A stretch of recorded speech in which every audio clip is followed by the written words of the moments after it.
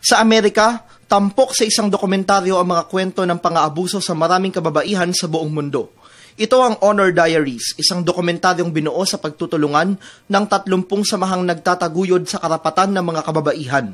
Binibigyang diin sa naturang palabas ang karanasan ng maraming kababaihang biktima ng genital mutilation, forced marriage at iba pang karasang nakapaloob sa tinatawag na honor violence na nagaganap pa rin sa maraming bahagi ng Africa, gitnang silangan at Asya. Ayon sa producer nito at isa ring human rights lawyer na si Paula Queskin, hangad ng palabas na itaguyod ang pagbabago ng pananaw ng marami ukol sa pang-aabuso sa mga kababaihan. Sa pamamagitan nito, magkakaroon ng lakas ng loob ang maraming kababaihang nakararanas ng mga pang-aabusong karaniwang pinagtatakpan ng kultura at relihiyon na lumantad at lumaban para sa kanilang karapatan.